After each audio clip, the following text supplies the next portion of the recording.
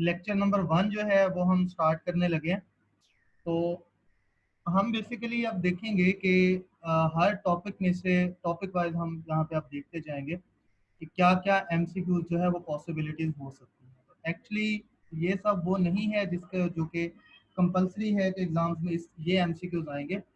ये एक किस्म का आइडिया है कि इस तरह की आपको प्रिपरेशन जो है वो करनी पड़ेगी, मीन्स टू से कि आपको डाटा जो है वो देख के फिर उसकी तैयारी करनी पड़ेगी। तो फर्स्ट नंबर पे हम स्टार्ट करते हैं इंटीग्रेशन आपके पास क्या होती है। तो इंटीग्रेशन का फार्मूला क्या है, इंटरवल पे इंटीग्रेशन को डिफाइन किस तरह से किया जाता है, और इसकी मैथमेटिकल डेफिनेशंस क्या है। तो इसमें आपको नज़र आ रहा होगा यहाँ पे कि एप्सिलॉन ग्रेटर देन 0 के लिए ये इनइक्वालिटी जो है वो होल्ड करनी चाहिए। तो यहाँ पे एमसीक्यूज बनाया जा सकता है कि एक इक्वेशन आपको इस तरह की दे दी जाएगी और उसमें पूछा जाएगा कि बताएं कि क्या ये इक्वेशन जो है वो किस तरह के एप्सिलॉन के लिए ट्रू हो सकती है। पे आप बताएंगे कि ये तमाम ये नहीं छोटा जा सिमिलरली एंटी डेरिवेटिव की डेफिनेशन, ये वाले एमसीक्यूज भी बहुत ज़्यादा इंपॉर्टेंट होते हैं कि जब आप किसी भी फंक्शन का एंटी डेरिवेटिव लिखते हैं तो उसकी मैथमेटिकल फॉर्म लिखने का क्या तरीका होता है। जैसे कि यहाँ पे आपको ये इसकी मैथमेटिकल फॉर्म नज़र आ रही होगी कि किस तरह से मैथमेटिकल फॉर्म को लिखा जाता है। तो कैपिटल एफ जो होता है वो एंटी डेरिवेटिव को डिनोट करता है। ठीक है, तो ये भी आपने याद रखना है कि इंटीग्रेशन को डिनोट किस तरह से किया जाता है। तो ये भी आपसे पेपर में पूछा जा सकता है कि डेफिनेट इंटीग्रेशन अगर ए से बी एफ ऑफ एक्स की ली जाए तो उसका आंसर किस फॉर्म में आएगा। तो आप यहाँ से जो है वो आंसर इसका बता सकते हैं कि कैपिटल एफ की फॉर्म में जो है वो लिखना है। सिमिलरली नेक्स्ट स्लाइड पर मूव करते हैं। यहाँ पे ये कुछ रूल्स लिखे हुए हैं इंटीग्रेशन के, ये भी आप लोग सारे याद करेंगे, फार्मूलाज इनके अपने माइंड में रखेंगे। नेक्स्ट है यहाँ पे ये देखें डेल एक्स की वैल्यू क्या होती है, या डेल एक्स की वैल्यू क्या होती है, और इंटरवल को जब डिवाइड किया जाता है पॉइंट्स में x0 x1 x2 up to so xn, तो इनके दरमियान में रिलेशन क्या लिया जाता है। तो ये सारी चीज़ें भी आप इसमें याद रख सकते हैं।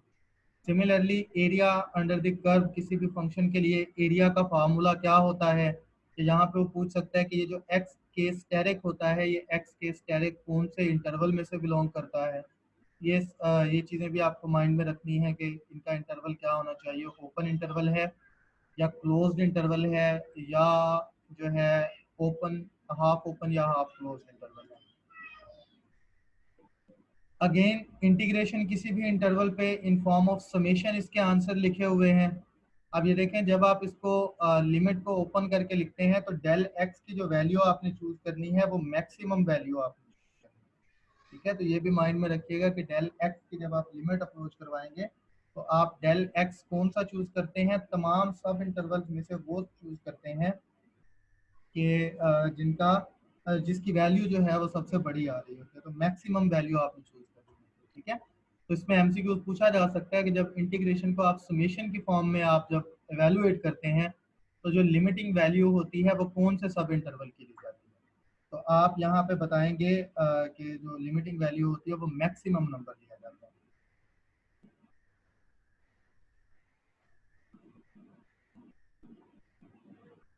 ठीक है जी, तो फर्दर देखते हैं इसको। नेक्स्ट स्लाइड पर मूव करते हैं। अगर किसी को कोई मसला हो या आवाज़ ना आ रही हो तो लाजमी मुझे बताते जाइए।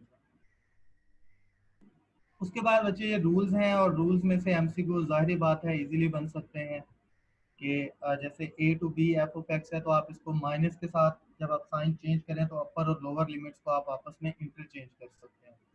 इसी तरह से एक इंटरवल को आप ब्रेक कर सकते हैं स्मॉल इंटरवल, दो इंटरवल्स में, पहले एक से सी पॉइंट तक जाएं फिर सी से बी पॉइंट तक जाएं, तो ये भी इसी के इक्वल होती है ए से बी लिमिट। ये सारे रूल्स जो हैं एमसीक्यूज में सारे के सारे ही आपके पास इंपॉर्टेंट है, तो ये भी आप लोग माइंड में रखिए। उसके बाद सबसे जो अहम चीज़ है इन तमाम इस ऑनलाइन एग्जाम्स के सिलसिले में, वो ये होती है कि स्टेटमेंट्स या थ्योरम्स वगैरह जो है वो ज़्यादा पूछे जाते हैं। इनके स्टेटमेंट्स आपको गिवन हो, स्टेटमेंट में से ही आप चीज़ें पिक करते हैं कि ये इसमें एमसीक्यूज बन सकता है। ये बन सकता है। जैसे आप ये वाला थ्योरम अगर यहाँ पे देखें तो वो आपको बता रहा है F is integrable on A B and F of X is positive function. अगर F of X positive function हो तो इंटीग्रेशन भी क्या होगी, उसकी पॉजिटिव होगी। तो ऑटोमेटिकली यहाँ पे आपके पास एमसीक्यूज बन जाएगा कि अगर आप ए बी इंटरवल चूज करें और एफ ऑफ एक्स पॉजिटिव हो तो तब इंटीग्रेशन का आंसर क्या आएगा।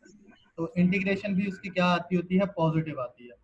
इसी तरह से अगर दो फंक्शंस हों जिसमें F of X G of X से बड़ा हो तो इसके इंटीग्रेशन के आंसर भी क्या होते हैं, एक दूसरे से ग्रेटर ही आ रहे हैं। ठीक है, तो ये भी आप लोग माइंड रखें। अच्छा, माइक जिसका भी ऑन है माइक अपना ऑफ कर दें। चले मैं सबको म्यूट कर देता हूँ।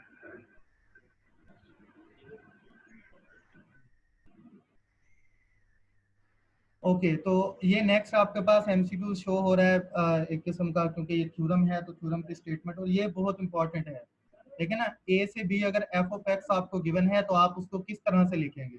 एमसीक्यूज में आप ये जो F of B minus F of A लिखा हुआ है, इस पूरी टर्म को वो चेंज करके दे सकते हैं। मतलब यहाँ पे स्मॉल एफ लिख दे, कुछ के लिए कैपिटल एफ लिख दे, तो ये आप लोगों को देखना पड़ेगा कि इसका आंसर जो होता है वो कैपिटल में लिखा जाता है। ठीक है, capital F of B minus F of A, आप इस फॉर्म में भी इसको लिख सकते हैं, आप इसको इस फॉर्म में भी लिख सकते हैं, ये जो फर्दर लिखा हुआ है। ठीक है, तो ये दोनों में से कोई भी एज ए एमसीक्यूज के तौर पे पूछा जा सकता है। सिमिलरली ये जो क्वेश्चंस लिखे हुए हैं एमसीक्यूज में, क्योंकि जिस तरह टाइम लिमिट आपको बताई गई है कि 1 मिनट का टाइम होगा, तो उसके हिसाब से अगर देखा जाए तो क्वेश्चंस की स्टेटमेंट भी वही पूछी जा सकती है जो विद इन 1 मिनट आप लोग सॉल्व कर सकते हैं। जैसा कि ये फंक्शन आपको गिवन है, तो पहले नंबर पे आप लोगों ने चेक करना होता है कि वो फंक्शन पॉजिटिव होना चाहिए, तो उसका आंसर भी क्या आएगा, पॉजिटिव आएगा। तो कॉज ऑफ एक्स इस इंटरवल पे पॉजिटिव आंसर देता है, तो इंटीग्रेशन का आंसर भी क्या आएगा, पॉजिटिव आएगा। तो इस तरह के एग्जांपल्स जो है वो इम्पोर्टेंट हैं, जिसमें बहुत शॉर्ट सी स्टेटमेंट आपको गिवन होगी और आपने इंटीग्रेशन जो है वो उसकी फाइंड करनी है।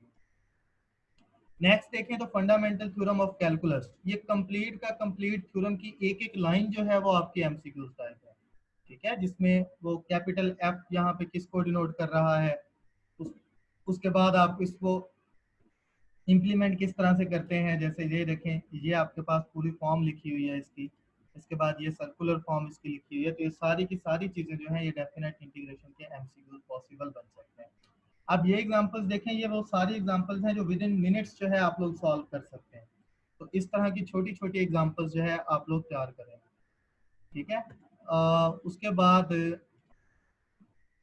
यहाँ पे देखें फंडामेंटल थ्योरम ऑफ कैलकुलस, अगर आपने एरिया फाइंड करना हो तो एरिया का फार्मूला पूछ सकता है कि विद इन इंटीग्रेशन को यूज करते हुए आप किसी फंक्शन का एरिया किस तरह से फाइंड करते हैं। तो आप उसके लिए फिर क्या करेंगे, यहाँ पे फंडामेंटल थ्योरम ऑफ कैलकुलस ये वाला यूज करेंगे, जिसमें आप फंक्शन की एब्सोल्यूट वैल्यू को लेके चलेंगे। ठीक है, तो ये भी याद रखिएगा कि टोटल एरिया फाइंड करने के लिए फंक्शन की क्या ली जाती है, एब्सोल्यूट वैल्यू ली जाती है। तो एमसीक्यूज में ये पूछा जा सकता है, कुछ के साथ एब्सोल्यूट वैल्यू लगाई हुई होगी, कुछ के साथ नहीं होगी, तो आप लोग ये जो है वो चेंज कर सकते हैं।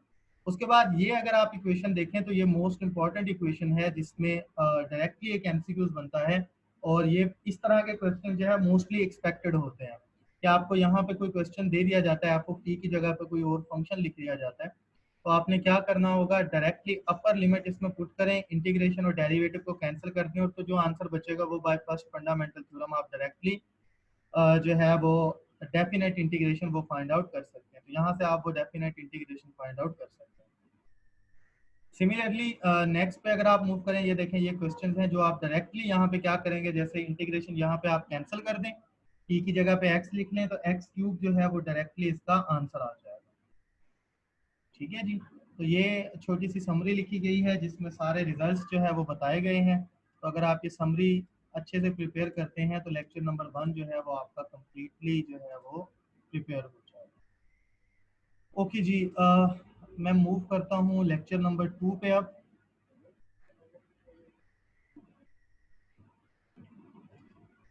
लेक्चर नंबर 2 है आपके पास, जिसमें substitution by for definite integration आपको बताई गई है।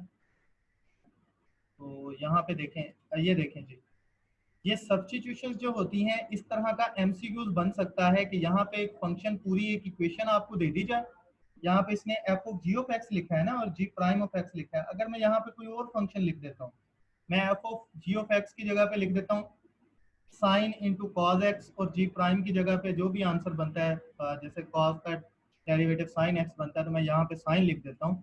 तो इस तरह की पूरी इंटीग्रेशन दे के वो आपसे पूछ सकता है बाय सब्स्टिट्यूशन टेल कि u की वैल्यू क्या होगी और d ऑफ u की वैल्यू क्या होगी।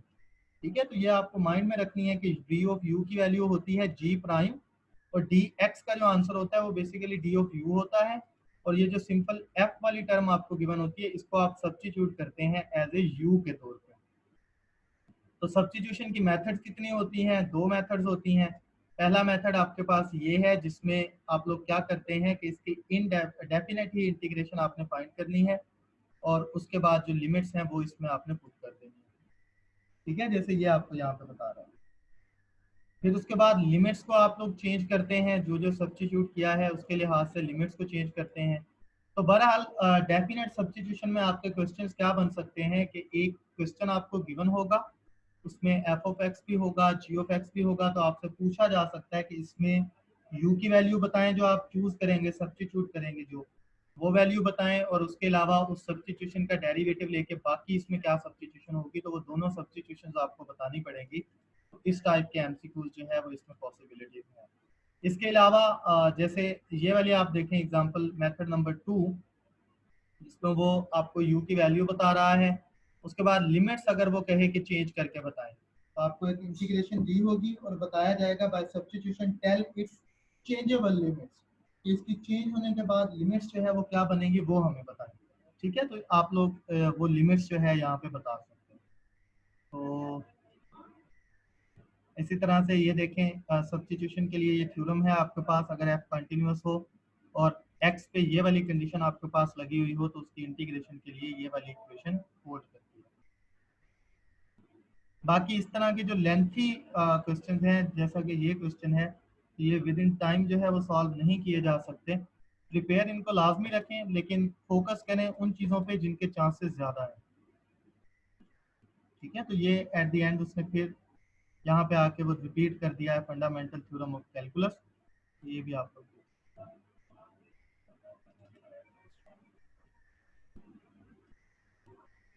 ओके जी, तो मैं मूव करता हूँ लेक्चर नंबर 3 पे।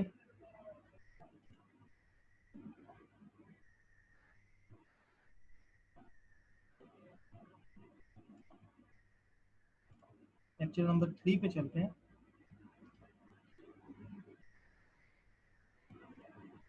आप लोगों को आवाज़ आ रही है ना सब कोई? चैट बॉक्स में मैसेज अपने लीव करते जाएं अगर किसी किस्म का कोई प्रॉब्लम बने आपको।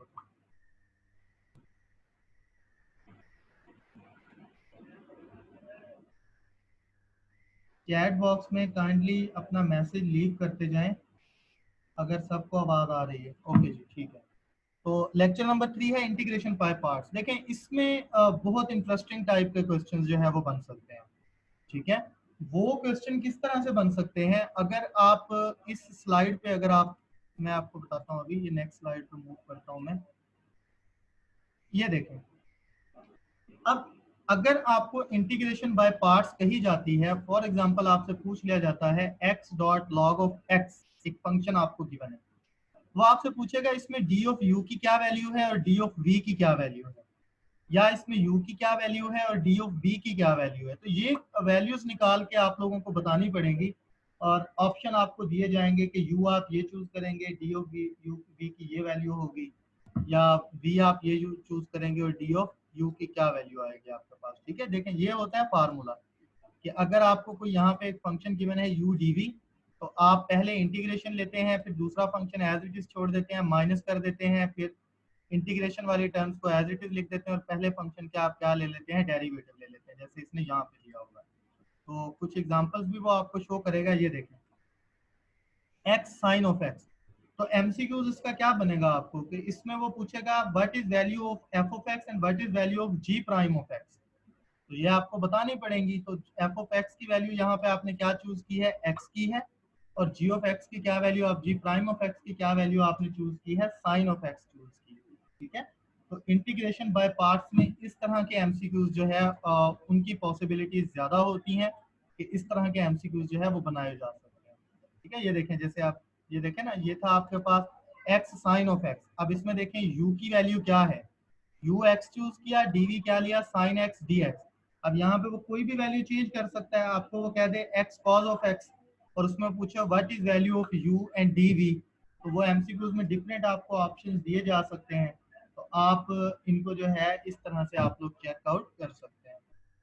ठीक है, बाकी क्वेश्चन सेम वही, जिनकी स्टेटमेंट्स लगता है या जिनकी पॉसिबिलिटीज हैं कि वो सॉल्व हो सकती है जल्दी, तो उस तरह के क्वेश्चंस पे आप लोग फोकस जो है वो ज्यादा करेंगे। ठीक है, बाकी इन स्लाइड्स में सारी के सारी एग्जांपल्स दी हुई हैं, इसके अलावा कोई नहीं है। जो मेन पॉइंट्स हैं वो आप लोगों को मैंने बता दिए। तो इंशाल्लाह 5 लेक्चर्स के बाद हम लोग देखते जाएंगे कि अगर किसी को कोई प्रॉब्लम है या कहीं से कोई समझ नहीं आती तो आप लोग जो है वो पूछ सकते हैं। तो लेक्चर नंबर 5 पे मूव करते हैं अब हम, सॉरी लेक्चर नंबर 4 पे। तो 4 की स्लाइड में शेयर करता हूँ आपके साथ।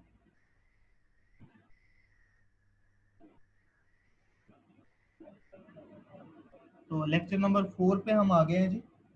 तो इसमें हम पढ़ेंगे ट्रिग्नोमेट्रिक। अब देखें, इसमें जो सब्स्टिट्यूशन होती हैं पर्टिकुलर, वो आपको माइंड में रखनी पड़ेंगी। ठीक है, वो उस तरह की चीजें जो है आप लोगों से पूछी जा सकती हैं।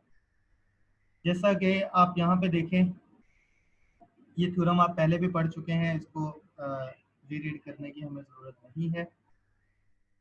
इंटीग्रेशन बाय सब्स्टिट्यूशन भी आप लोग देख चुके हैं, बाय पार्ट्स भी देख चुके हैं। ये सारी वही चीज़ें रिपीट हो रही हैं क्योंकि ये रिकॉल कर रहा है तमाम डेटा को। यहाँ से हमारा ये लेक्चर स्टार्ट होता है।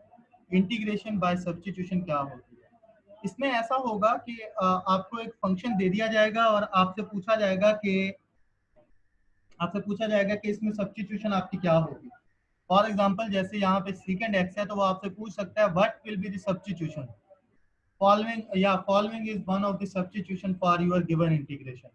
तो आपको याद रखनी है कि आपके फंक्शन में सब्स्टिट्यूशन जो है वो कौन सी हो सकती है। जैसे सेकंड एक्स है ना, तो इसके लिए उसने यहाँ पे सब्स्टिट्यूशन देखें क्या चूज की है, u is equal to sine second X plus ten x.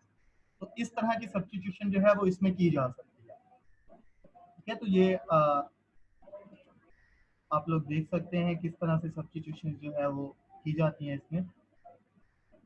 ये देखें, जैसे यहाँ पे ये सब्स्टिट्यूशन है, कहते हैं ये वाली इसमें जो है वो सिंपली आपके पास पॉसिबल नहीं होगी। तो आपको स्टेटमेंट तो इतनी सी ही दी जाएगी ना, शॉर्ट सी एक स्टेटमेंट है। तो आप लोगों ने यहाँ पे बताना क्या होगा कि इसमें क्या सब्स्टिट्यूट आपने किया है, u की वैल्यू आपने क्या चूज की है, du आप यहाँ पे क्या ले रहे हैं। तो ट्रिग्नोमेट्रिक सब्स्टिट्यूशन के बाद यहाँ पे इसकी पर्टिकुलर सब्स्टिट्यूशंस आएंगी। अभी पर्टिकुलर सब्स्टिट्यूशंस को देखते हैं। ये देखें जी, ये इनके डायरेक्ट फार्मूलाज हैं। ये फार्मूलाज भी जो है वो पूछे जा सकते हैं कि which of the following is the product rule for sine functions and cos function, which of the following is a product rule for sine and sine function, which of the following is the product rule for cos cos function. ठीक है, उसके बाद ये सबसे important expressions हैं। ये जो table आप लोगों को शो हो रहा है कि अगर आपने इस तरह का एक्सप्रेशन आपको गिवन है तो वो पूछेगा what will be value of x. ये एक्सप्रेशन है तो what will be value of x, and similarly if this is the expression what will be the value of X. और अगर एक्स की वैल्यू चूज की है, आपको वो एक्स की वैल्यू बता दे और कहे कि सब्स्टिट्यूशन में एंगल आप लोगों ने क्या चूज करना है, तो ये एंगल भी आप लोगों को माइंड में होने चाहिए। उसके बाद ये जो आइडेंटिटी फार्मूलाज होते हैं जो आप लोग 11th क्लास में भी पढ़ते हैं, ये फार्मूलाज भी आपके माइंड में होने चाहिए। नेक्स्ट अगर मैं मूव करूं तो ये देखें, जैसे अभी मैं आपको बोल रहा था कि इंटीग्रेशन आपको गिवन होगी और पूछा जाएगा what is the substitution value, x आपने क्या सब्स्टिट्यूट किया यहाँ पे। तो आप यहाँ पे बताएंगे फंक्शन को देखते हुए, फार्मूलाज को माइंड में रखते हुए कि यहाँ पे सब्स्टिट्यूशन जो है वो आपको कौन सी करनी चाहिए। तो एक्स की वैल्यू यहाँ पे क्या होगी, 3 साइन थीटा आप लोग चूज करेंगे। ठीक है जी, तो ये इस पूरे लेक्चर के अंदर डिटेल है जिसके थ्रू आप लोग जो है वो बताएंगे कि सब्स्टिट्यूशन आपने क्या चूज किया।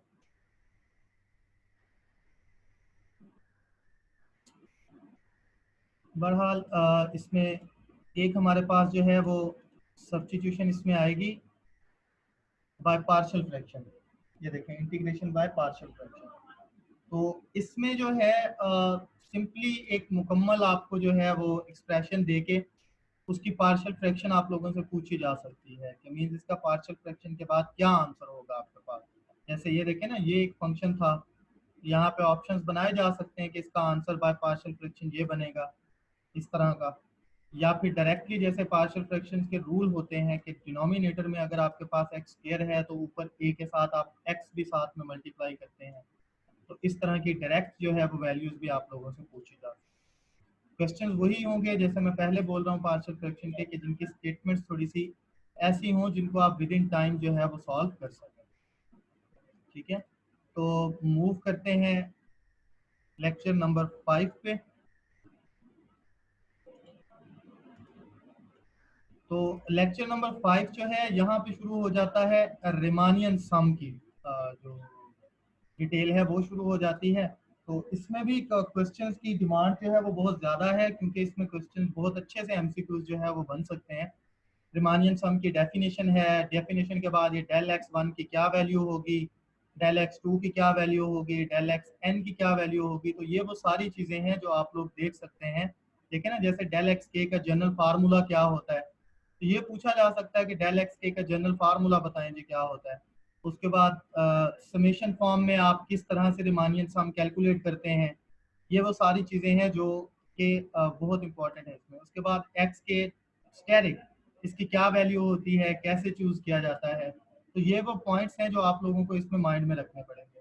उसके बाद ये जो आपके पास इक्वेशन दी गई है, जैसे आपके पास ये दिया गया है फंक्शन, तो इसमें पूछा जा सकता है कि which of the following graph represents this integral. तो आप लोग इंटीग्रेशन फाइंड करेंगे, आप उसका आंसर देखेंगे, आंसर के थ्रू जो है आप एरिया शेड करके देखेंगे अपने ग्राफ का, और उसके थ्रू आप कंपेयर कर सकते हैं कि इन चार ऑप्शन में से कौन सा ग्राफ जो है आपके इनमें से किसी एक फार्मूला का या एक क्वेश्चन का जो है वो गिवन है।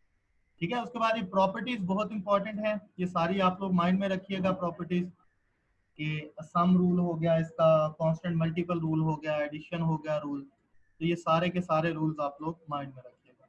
उसके बाद इस स्लाइड्स में एंड पे जो है आपको अगेन वही चीज़ रिपीट की गई है जो पहले वाली थी, जिसमें फंडामेंटल थ्योरम ऑफ कैलकुलस हमने पढ़ा। तो ये वही आ जाता है कि फंडामेंटल थ्योरम ऑफ कैलकुलस के through A B F of X D X को आप किस तरह से लिख सकते हैं।